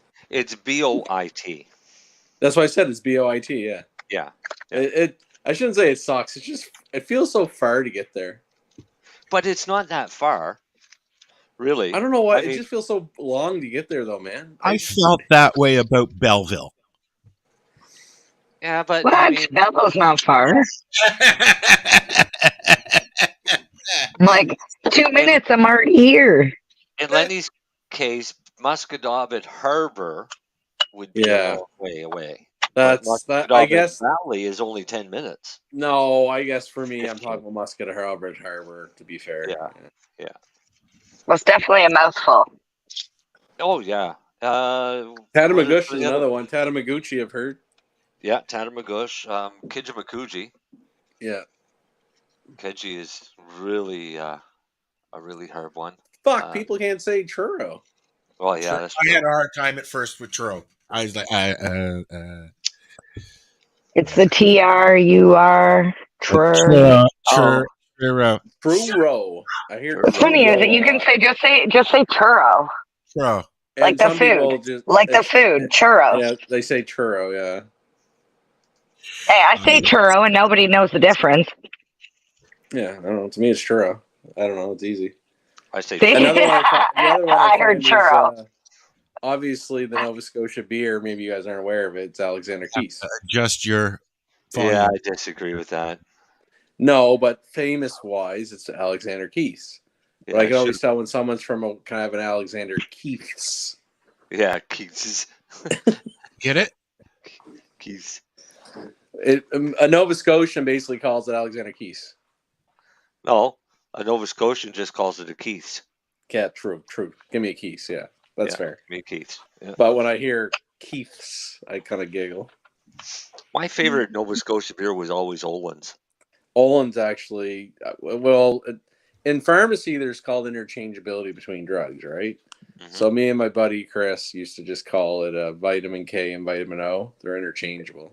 Yeah.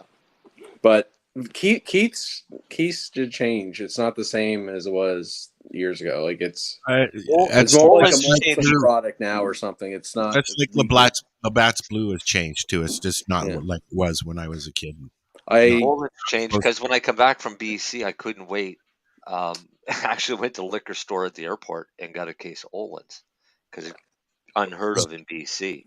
Yeah. And it tasted completely It's different. still pretty close to what I remember. I had a few probably 4 weeks ago. I went to a Weezer cover band show in town, and did you? And yeah, actually, they're quite good. And they were called Pleaser.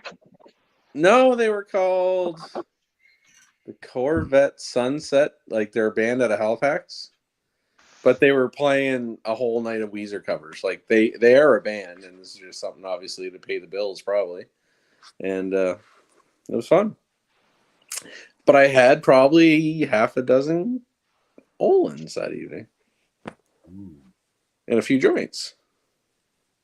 And a few joints. Yes. Well, it was hot in the bar, so I have to drink something. And you usually get a little thirst when you come in from the joint.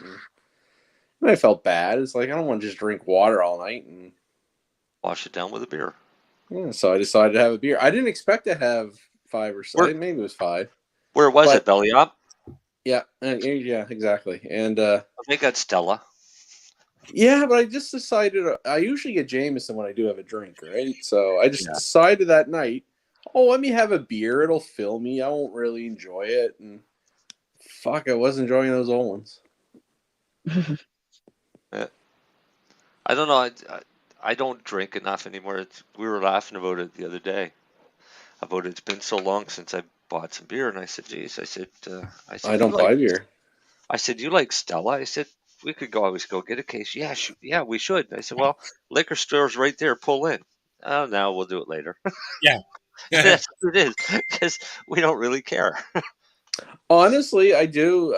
I do actually buy cannabis drinks, like just to sip on. And unfortunately, Mary Jane, you're right there, carbonated. And some of them are a little hard in the stomach. You're right. Well, you were talking about FODMAP. Yeah. And I cannot drink carbonated beverages, period. Well, I think most of us literally they're technically the carbonation is carbonic acid, really. Like it's actually not good for us. Well, I can't have pop, I can't have soda water, I can't have it. So like every company that I talk to, I'm like, you're alienating so many people, and you don't realize you are.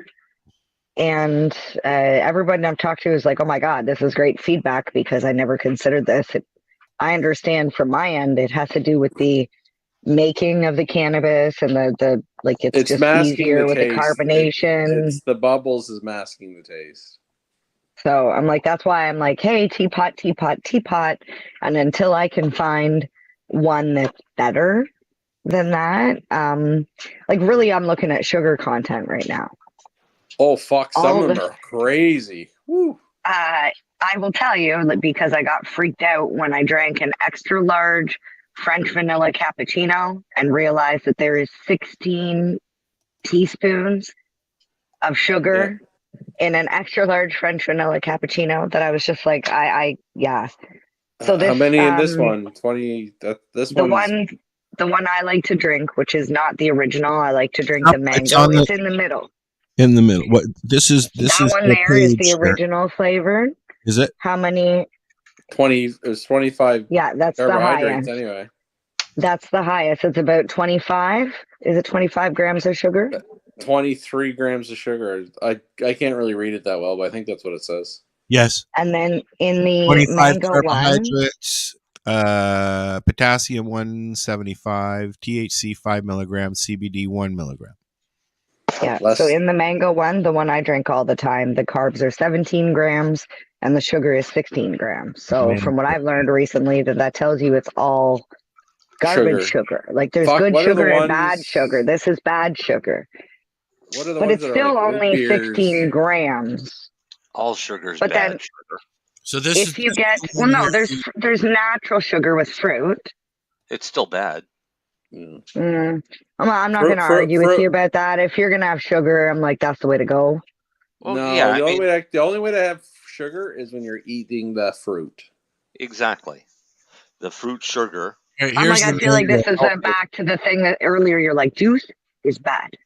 No, it is. Every time I reach for a juice now, I hear Lenny. Lenny. True. juice is bad. No, Yeah. it really Well, is. Like eat an the orange. blue one. Okay.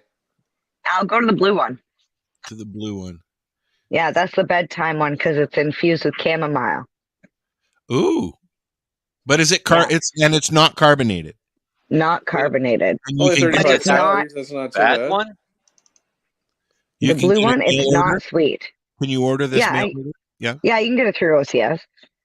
7 grams isn't too bad.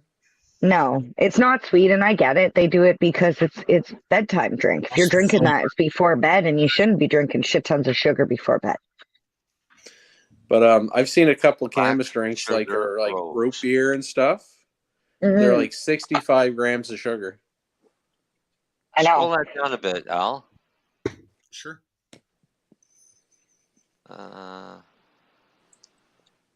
Sodium, carbohydrates.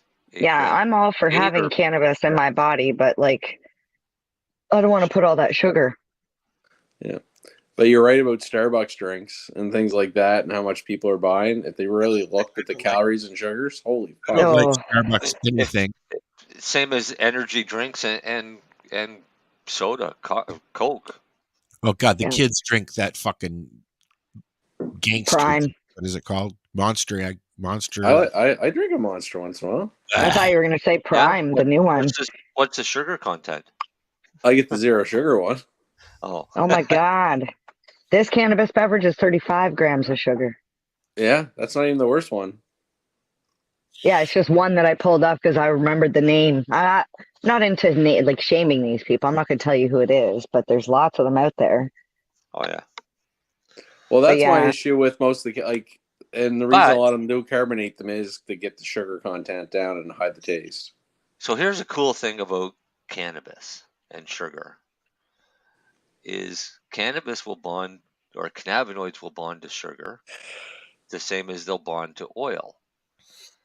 But your digestive system does two completely different things. Oil is absorbed when it hits the small intestine, while sugar is absorbed in the stomach. Right? So by What does that mean? mixing with the sugar, it hits you a little quicker, especially if you had a big meal. And I find with the sugar, I get more of a head high than I do with an oil-based. Probably. Everyone gets the sugar high. Yeah. And that's what I think it is. This is sugar high. So, and an easy way to see the difference is to try it. Try one of those sugar drinks, but then try like a oil capsule and time them. Do it on 2 different days. Don't do it. I like oil 20 minutes capsules apart. in a can of Coca-Cola, to be honest. I like them in anything. Yeah, Mary Jane, water. you're right. I'll Go drink back to it. the juice. Yeah. You stick with the juice. There's a lot less sugar in that juice that I have you're a buying question than there for is Annie. in that can of For Coke.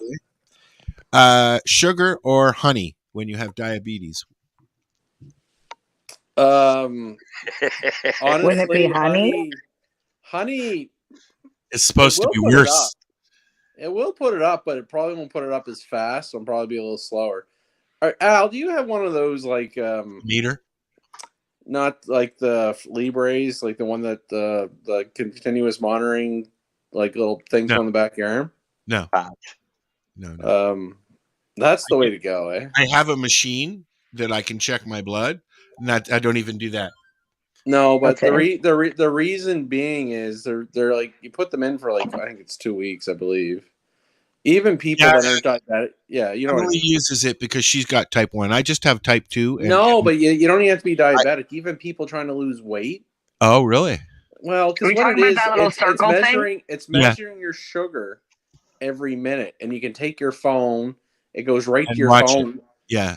And what it is, if you want to learn how to eat, so your question about honey versus sugar, if you had that meter, Yeah. you would know. You would know, yeah. It's what it's trying to do. It you start to learn, holy fuck, look what my sugar just did when I ate that bowl of Fruit Loops that we're talking about. I can feel it though. You know, like I have not 90%. I have a sugar couple of changes you dozen can't. jelly beans, and I'm like, whoa. Yeah. But it is something worth looking into, because it's not even just about insulin or this Now, or is that. that something that It's about teaching you what happens if you eat certain diabetic foods. clinic, that's something that they would put on the table, probably. Yes. So yes Mayo and no. Clinic, the Mayo Clinic says there's no advantage to substituting honey for sugar in a diabetes eating plan. Both honey and sugar will affect your blood sugar level. Honey is sweeter than granulated sugar, so you might use a smaller amount of honey for sugar in some recipes. Well, that's what I'm saying. As much as they're saying there's no difference, no, they're both sweet, and they both can put your sugar up. But how much you consume and how quickly it happens? Yeah. Who knows? Yeah. It will put your Is it sugar a up. quick spike and then a quick drop off, or is it a steady slower, incline? exactly, right? Yep. So, well, I put 1 cube. I use cubes, that way I know I'm not going over anything, and I use 1 cube of sugar. But then when I use honey, I just take a little bit, a drizzle, really. Well, isn't 1 cube half a teaspoon, anyways? Yes, I believe so. Actually, I thought it was 1 teaspoon. No, what's this in tea, or what are you having this in tea or coffee? Yeah. I don't drink coffee. Switch to coffee and get off the tea. Tea's gross. You don't like the taste of coffee? I like the hate tea. Awesome. I hate tea. I'm drinking like Lenny, decaf I at the moment because that's the only thing the fucking store had. But I also drink my coffee black too. I love the smell of coffee. I hate the taste of it. I will throw up if I taste coffee in any form. I fucking love it. It's not even for the caffeine. I just love it. I like love the taste tea of that way. coffee. I have probably 10. But I love the taste of coffee. I probably have 10 of these a day full of tea, plus water. I mean, I drink 10 of those of water too. So, well, but I do enjoy tea. I do enjoy Tea's been cannabis drinks. proven to help with fertility, so you keep drinking now. Maybe okay, get pregnant. good. It's also a natural diuretic, which is what I'm going for. So, Mary Jane, when So do you like cranberry to drink juice. cannabis drinks? Like, what's your why? Like, obviously, you smoke and hail. Like when do you decide to drink a cannabis beverage? Okay, so I tried one just because I was at my You have sister. one? The first one I tried, I was at my sister's house. Yeah. It was my niece's birthday, and it's summer, backyard party. Everybody's Exactly. drinking. I didn't want to feel like I'm literally like, I gotta drink water, and I can't really. I can still go smoke my joint. I can have my vape, but I want to participate in the events. It's the So social movement. Well, and it also not only was social, like I'm drinking and they're drinking, but it Yeah. was also like I didn't have to leave the party as much to go and have a joint. I only smoked like 2 joints the whole time I was there. And when I left, I was like, oh, that's interesting. I didn't feel the need to go out there. And I kind of, when I drank like half the can, and then I went to go to the bathroom, and I had this like, when I used to have a drink, and like, you know, you have your first drink and then you get up to go pee and you're like, oh my God, maybe I am a little like, it wasn't like I was drunk, but it was like, oh, I kind of like this because I don't drink alcohol, but I am kind of looking for that. That's little extra. basically myself as well. When I go to friends' events that are not cannabis inhalators, it's You'll their take- home. Yeah. They know I smoke, and they don't care if I go outside. But you're right. That time of, oh, Lenny's going outside for another joint, you feel Like I you don't did know, when you it's smoked not cigarettes. FOMO. It's not FOMO, but you feel rude or something. I don't know what it is. Well, you I don't want to usually leave have the people party coming with either. me. I never go in alone, so No, but always coming but out yeah, with you're. It's just. I shouldn't say unfortunate. That's a terrible word. My friends, most of them are health professionals that I hang out with a lot and really close, and they're just not into inhalation. They'll actually drink a cannabis drink once in a while themselves, but they like alcohol. That's fair. It's their choice. But Well, some people don't like the way cannabis makes them feel. Like some as well, yeah. And but I'll they be like honest, alcohol. I love getting fucking drunk. Like I I was a booze can for 20 years, hardcore. I still like being liquored. Not me. But I also I know hate the it feeling is of being drunk. horrible. I It's hate it. horrible for me. It's not Right. good for my health. It'll kill me. So The I next day stop. is fucking miserable, especially the older you get. Hangovers get worse. There's part of that too. But just, I know it's killing my liver. I know it's going to cause diabetes. I know it's bad for you. Alcohol, horrible. Let's just call a spade a spade. Yeah. Cannabis is not, whatever. I'm not trying to argue health benefits or not. I'm just saying it's not as hard on the body or as damaging as alcohol. So I made a choice that I'd Well, rather not smart die people, sooner.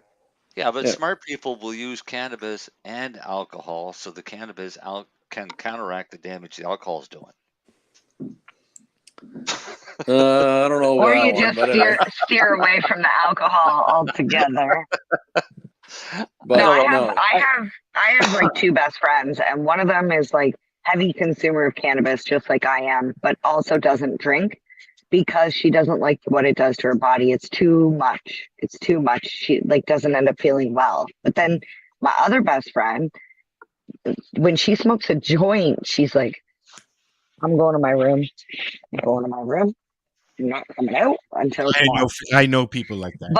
But that's why I like these cannabis beverages, because now me and my other heavy consumer friend, we can go out and have a girls' night and have a couple cannabis beverages, and our other friend can have some alcoholic beverages, and we're that's all what like I'm Lenny said, it's the social movement. It's the But we're what all I drinking like to together. do is have both.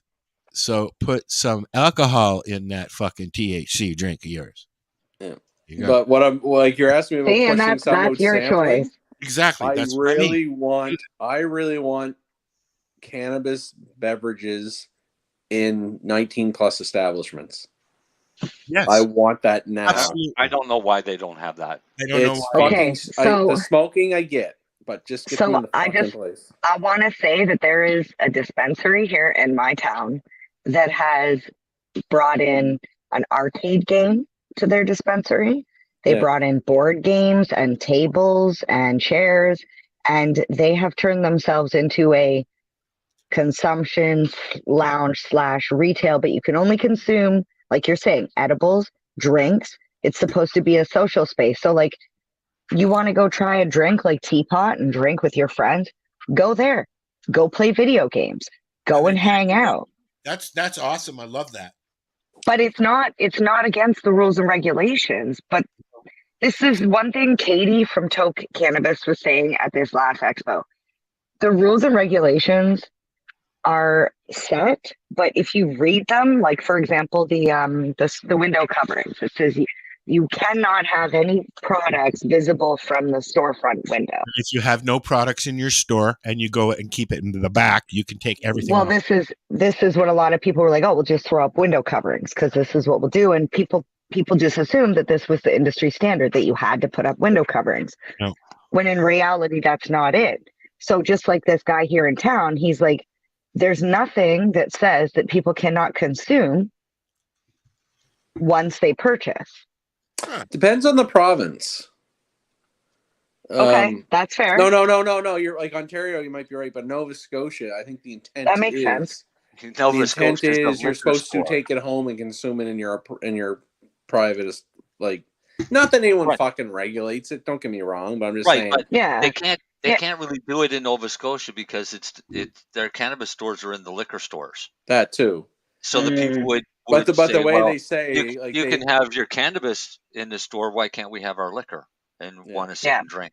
But technically, even alcohol, I think they really say, unless you're in a bar or at your home. Like, obviously, people go to the beach and they drink and blah, blah. Like, the police are. I'll give the police credit. They don't waste their time with that shit, right? You can drink. That's actually allowed in Ontario now. Yeah. Yep. Any park. Things are different here. Unless it is posted, you can drink.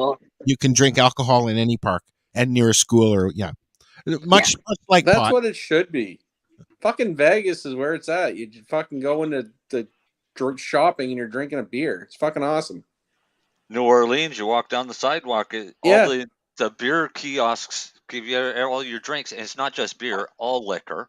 Oh And it's man, all the in fun! Like plastic cups.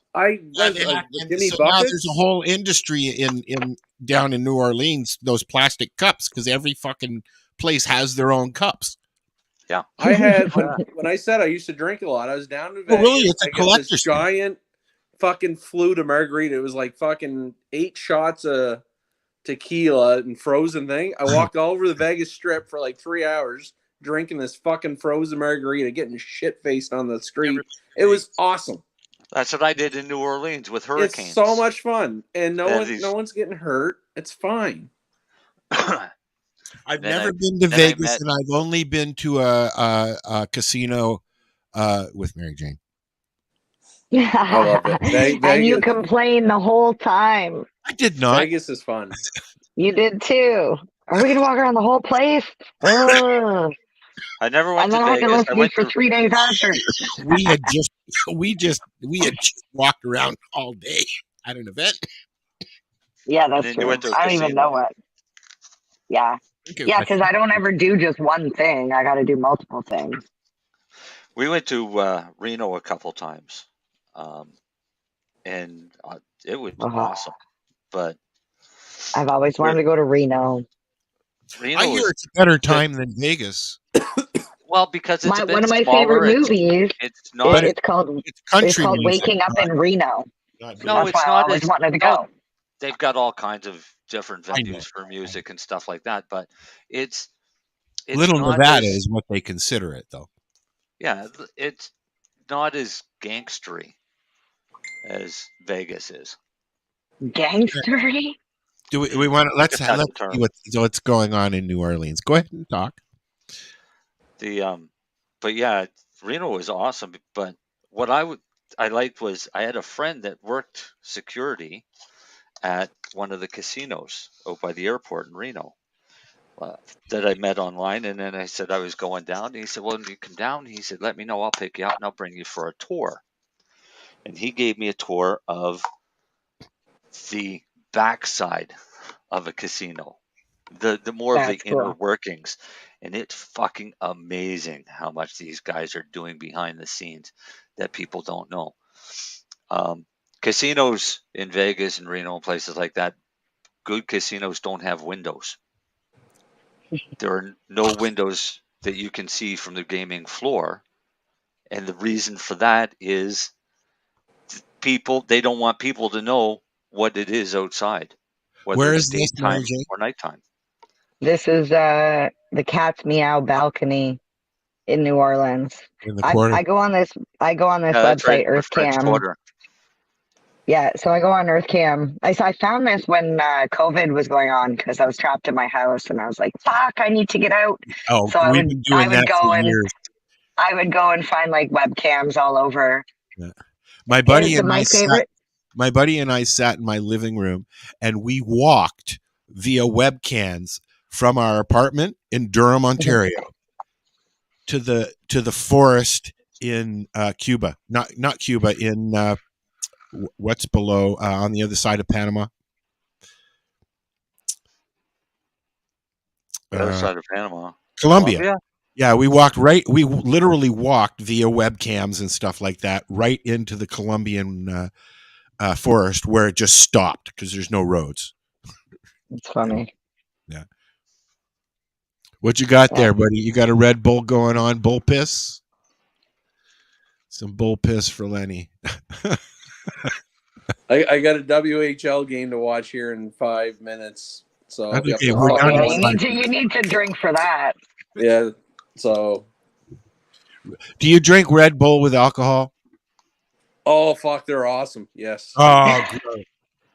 Jaeger bombs. I remember when Red Bull first came out. Yeah.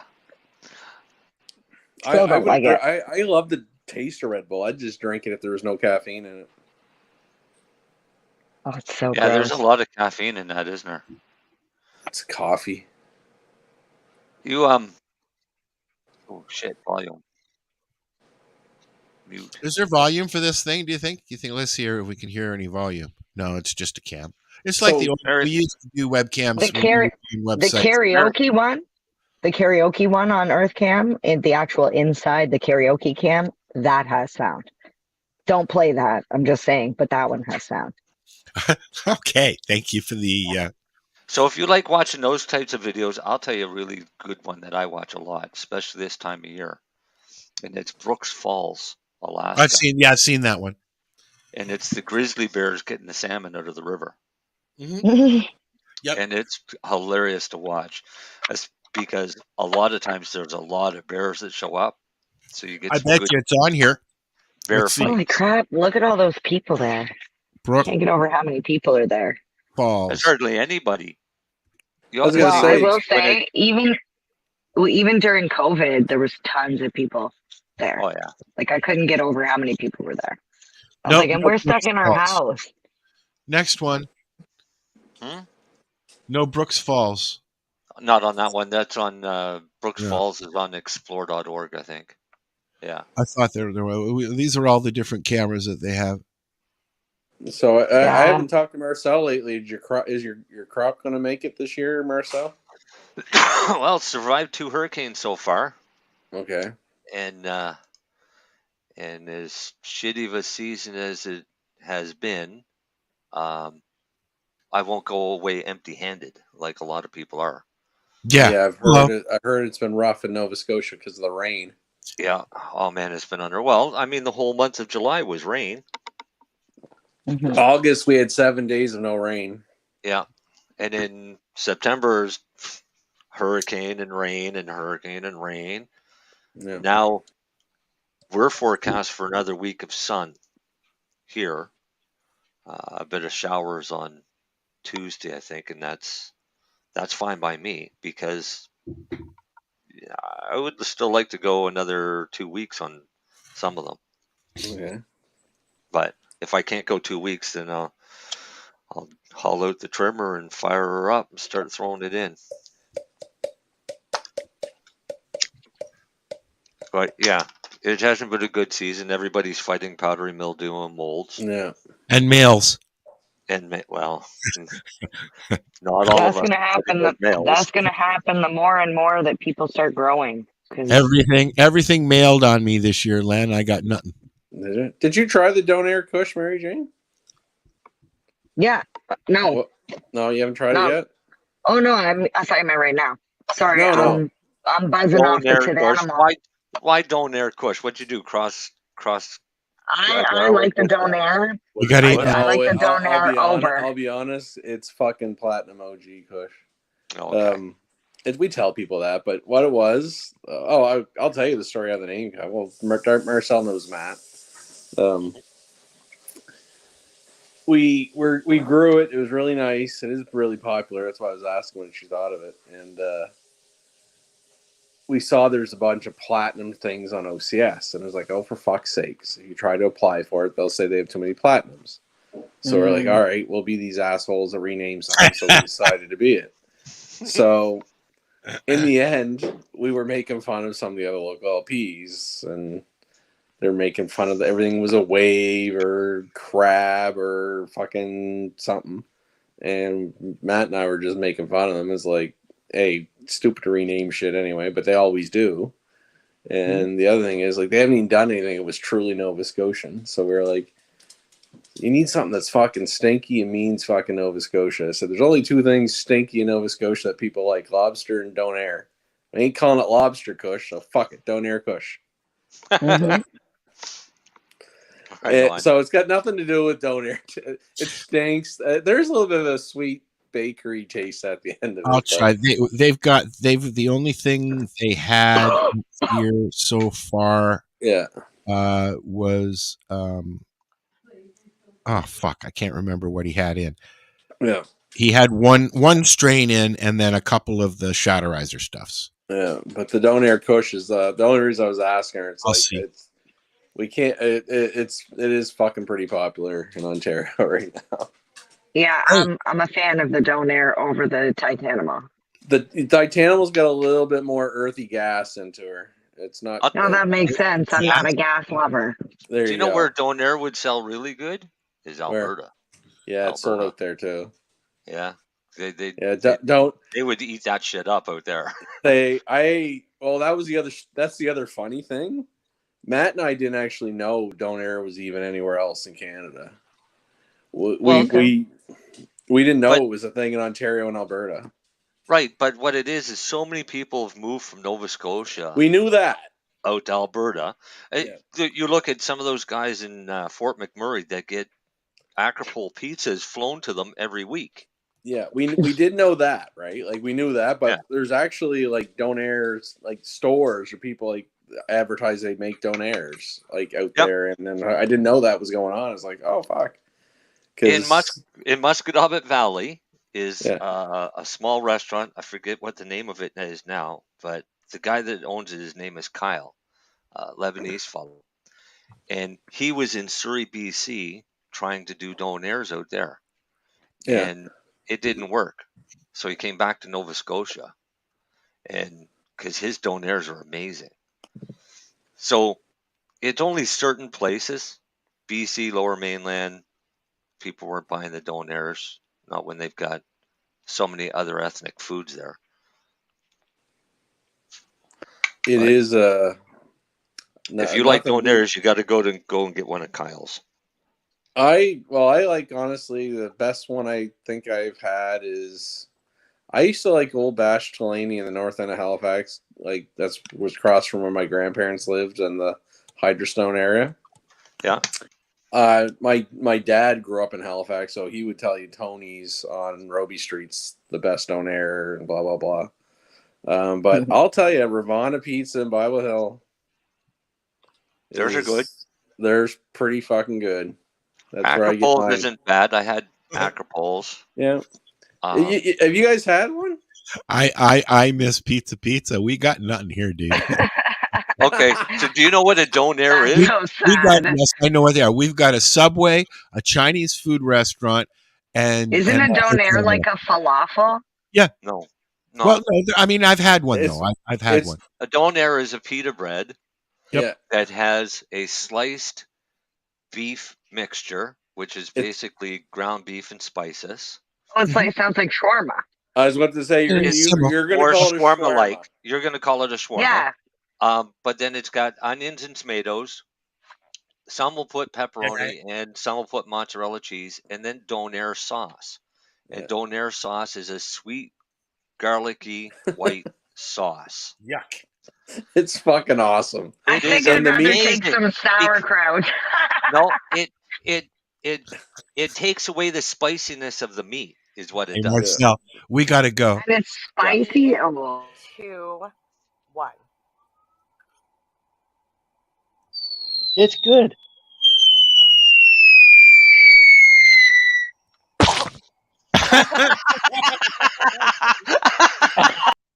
So what are you doing?